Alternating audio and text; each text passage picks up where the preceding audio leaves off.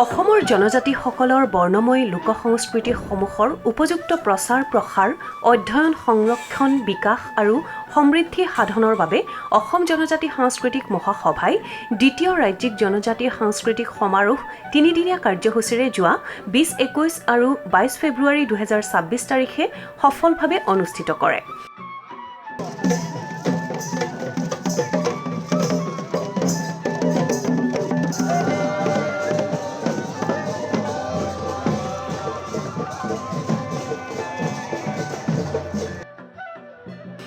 এই বিনন্দীয়া পৃথিৱীৰ প্ৰকৃতিৰ এক অপৰূপ সৌন্দৰ্যৰ এটি ক্ষুদ্ৰ অংশত মৰিগাঁও জিলাৰ জাগিৰোডৰ সমীপৰ ছগ্ৰাচাল তিৱা সাংস্কৃতিক ক্ষেত্ৰত ইতিহাস প্ৰসিদ্ধ গোভা তিৱা ৰাইজৰ সহযোগত অনুষ্ঠিত হোৱা তিনিও দিনেই গোটেই অঞ্চল উৎসৱমুখৰ পৰিৱেশে আলোড়িত কৰি ৰাখে।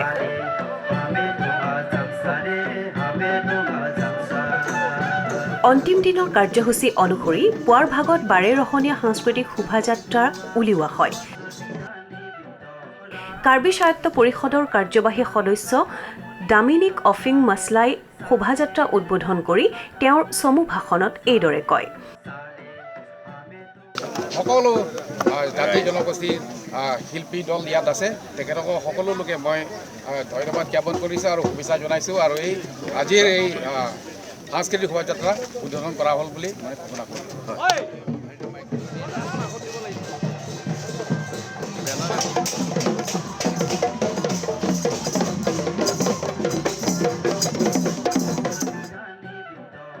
শোভাযাত্ৰাত অসমৰ প্ৰায় সকলো জনগোষ্ঠীৰ লোককৃষ্টি দলসমূহে অংশগ্ৰহণ কৰি এক আকৰ্ষণীয় ৰূপ দিয়াৰ উপৰিও সমন্বয়, ভাতৃত্ববোধ আৰু একতাৰ চানেকি দাঙি ধৰে।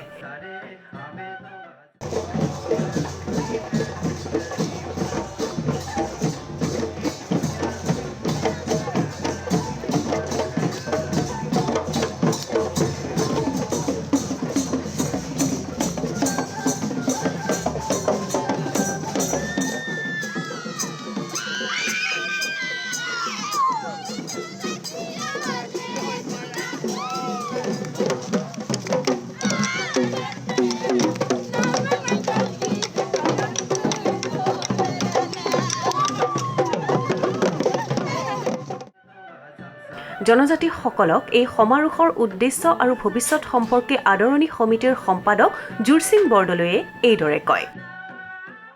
আমাৰ ইয়াতে তিনিদিনীয়া কাৰ্যসূচী আছিলে 20, 21, 22, আজি অন্তিম দিন।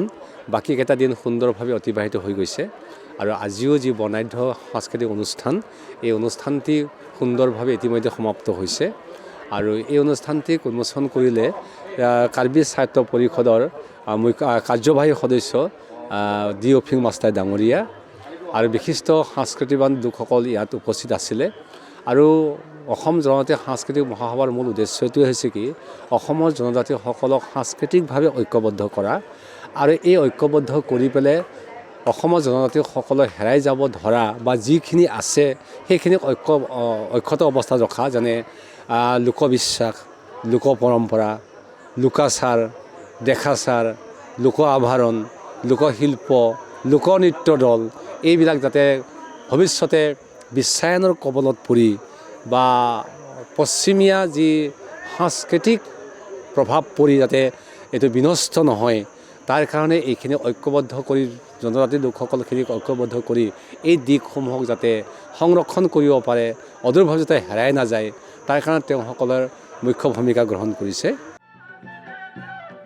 অসম জনজাতি সাংস্কৃতিক মহাসভাৰ মাননীয় সভাপতি দেৱেন্দ্ৰনাথ বসুমতাৰীৰ তত্বাৱধানত সকলো কাৰ্যসূচী সুশৃংখলভাৱে আগবঢ়াই লৈ যায়।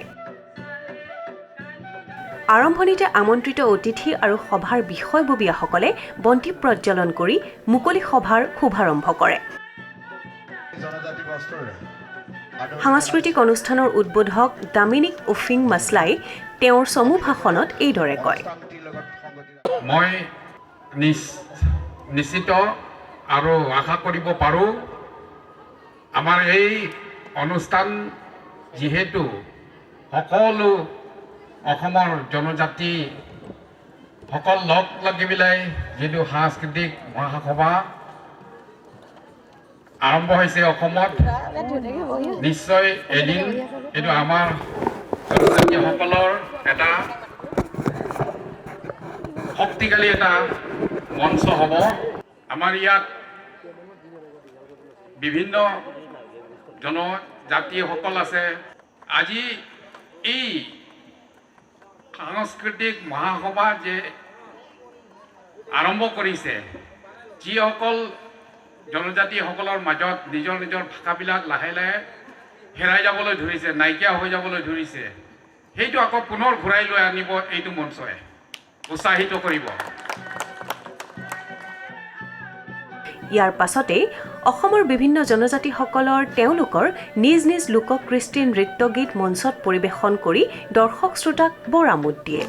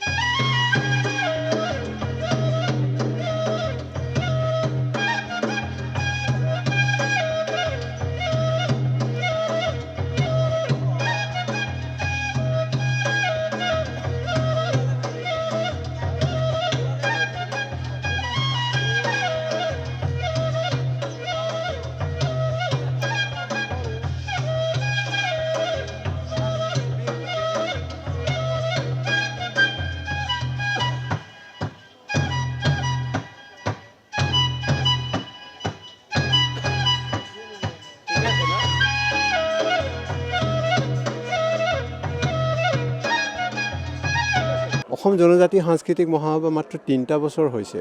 16 ছেপ্টেম্বৰ 2023 চনত জন্মগ্ৰহণ কৰিছে। সেই তিনি বছৰৰ ভিতৰতে আমি দুটাকৈ এনেকৈ জনজাতি সাংস্কৃতিক সমাৰোহ আমি কৰিছোঁ। এই প্ৰথম আমি কৰিছিলোঁ কাৰ্বি আংলঙত, যোৱা বছৰ কৰিছিলোঁ 13, 14, 15 ডিচেম্বৰত। আৰু এইবাৰ ইয়াত ঐতিহাসিক সেই তিৱাসকলৰ সাংস্কৃতিক ক্ষেত্ৰ চগ্ৰাচাল, ইয়াত আমি আজি তৃতীয় দিন, 3 দিনেই আমি কৰিছোঁ। এইটো দ্বিতীয় জনজাতি সাংস্কৃতিক সমাৰোহ। ইয়াত আমি আজি তৃতীয় দিনৰ কাৰ্যসূচী, প্ৰথম কাৰ্যসূচী আমাৰ ৰাতিপুৱা শোভাযাত্ৰা সুন্দৰকৈ হৈ গৈছে। ইয়াতে অসমৰ বিভিন্ন অঞ্চলৰ পৰা জনজাতিসকলৰ নিজৰ নিজৰ সাজ পোছাকেৰে, নিজৰ নিজৰ কৃষ্টি প্ৰদৰ্শনেৰে শোভাযাত্ৰাটো খুব ধুনীয়াকৈ হৈ গৈছে।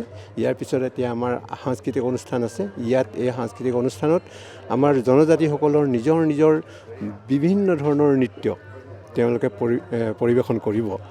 আমি খুব ভাল লাগিছে, আমি ফলৱতী হৈছোঁ। আমি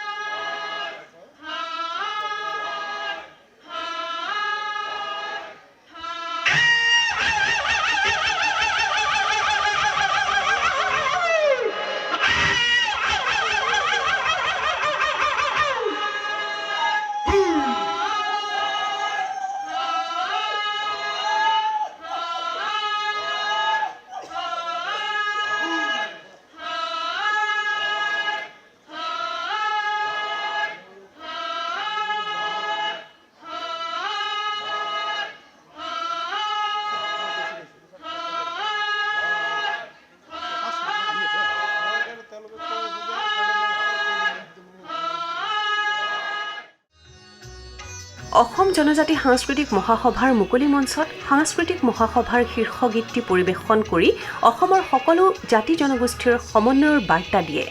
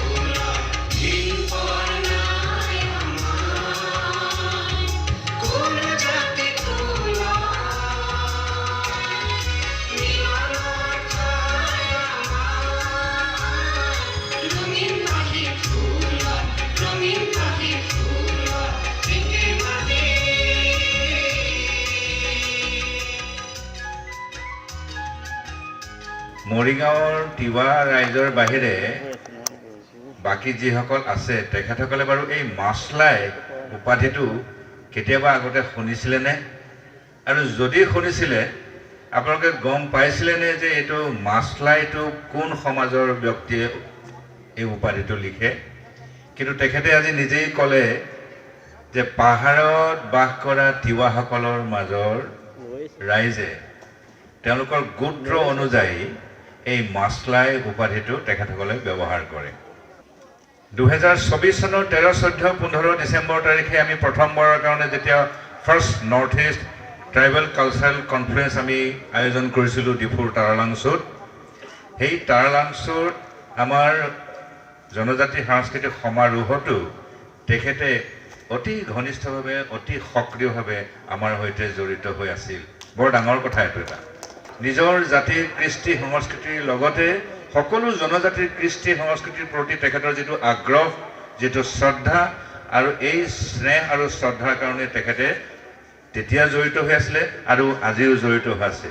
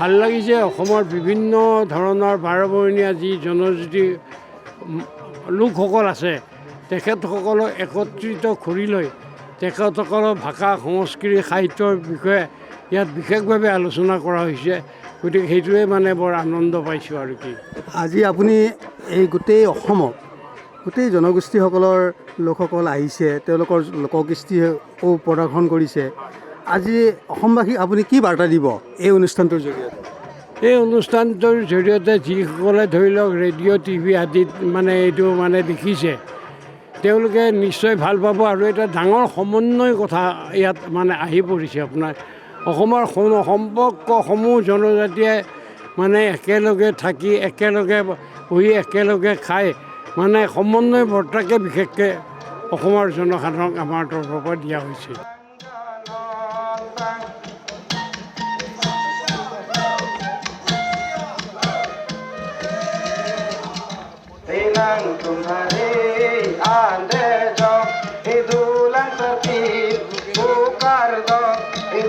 तुम्हारे फंसी आसो इदुलन सरपील पुकार दो तनिंग बेरम इसोचन ए हिंचम बुसो ए तिलिरो ए आजाकान कम्पा कम्तान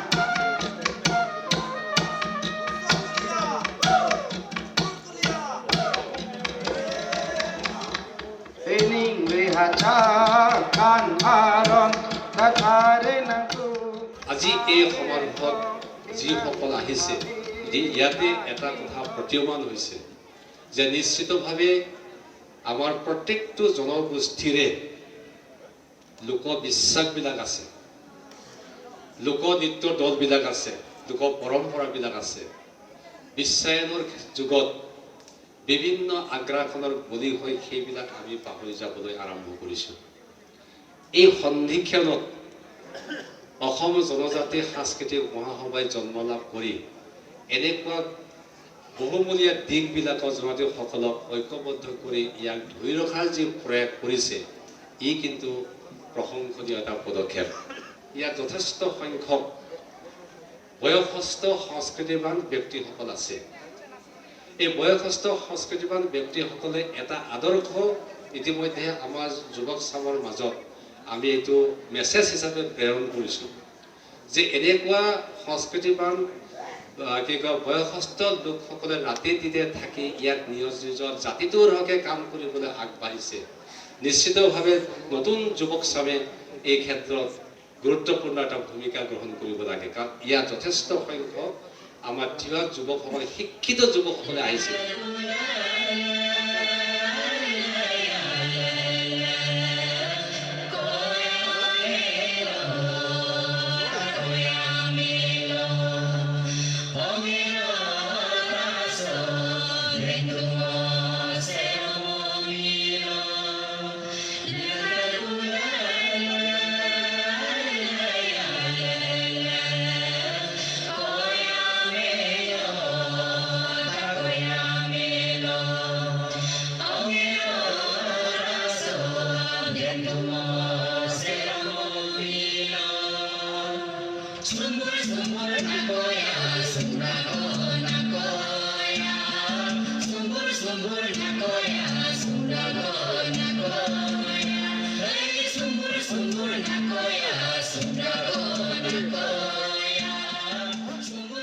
সাংস্কৃতিক অনুষ্ঠানৰ বিৰতিত সকলোৰে বাবে দুপৰীয়াৰ আহাৰ গ্ৰহণৰো ব্যৱস্থা কৰা হয়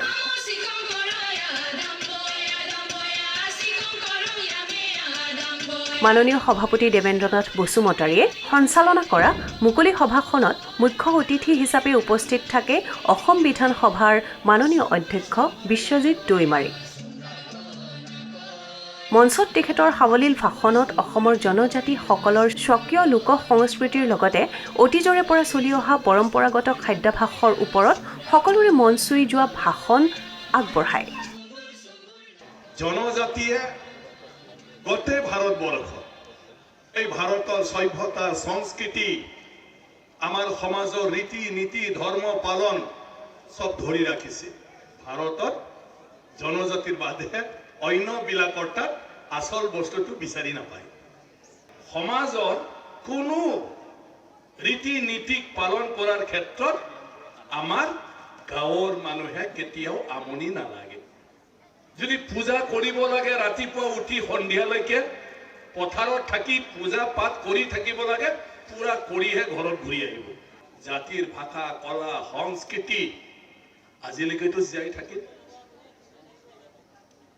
তো গোটেই যদি আমি জনজাতি মানুহখিনিক চাওঁ, এতিয়া বাৰু অট'নমাছ কাউন্সিল পালে, অলপ চলপ টকা পইচা পালে, কিন্তু একোতো পোৱা নাছিলে এটা সময়, তথাপিতো ধৰি ৰাখি আছে গোটেইটো। গতিকে ট্ৰাইবেল মানুহবিলাক হ'ল লাইক এ গল্ড, সোণৰ নিচিনা। জনজাতি ইয়াৰ মানুহ, তাৰ কাৰণে ইয়াৰ কোনো বস্তু ভয় নকৰে। জংঘলৰ কোনটো খাব লাগে কোনটো খাব নালাগে শাক পাচলি জনজাতিবিলাকে জানে। আজিও ককাৰ আগৰ দিনৰ পৰা চব ৰিচাৰ্চ হৈছে।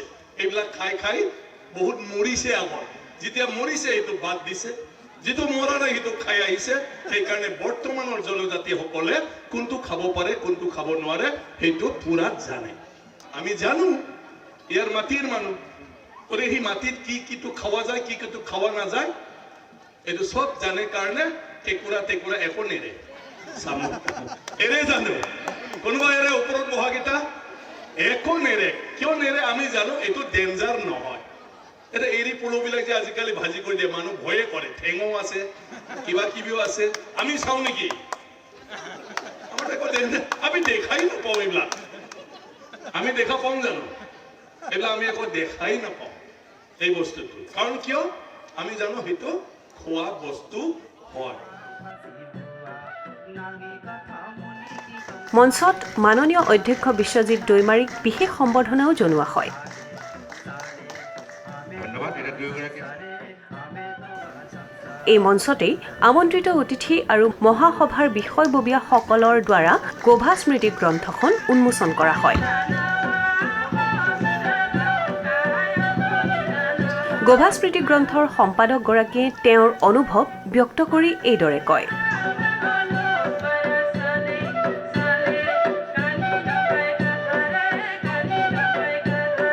এই স্মৃতিগ্ৰন্থৰ জৰিয়তে অসমৰ বিভিন্ন জনজাতি সমাজৰ তেওঁলোকৰ ভাষা, সাহিত্য, সংস্কৃতি সমূহ আৰু তাৰ উপৰি তেওঁলোকৰ সামাজিক ৰাজনৈতিক সমূহ বিষয় লৈ পেলাই ইয়াত মানে তেওঁলোকে একত্ৰিত হৈছে। এটা সমন্বয়ৰ সৃষ্টি হৈছে, তেওঁলোকৰ মাজত এটা ভাতৃত্ববোধৰ সৃষ্টি হৈছে।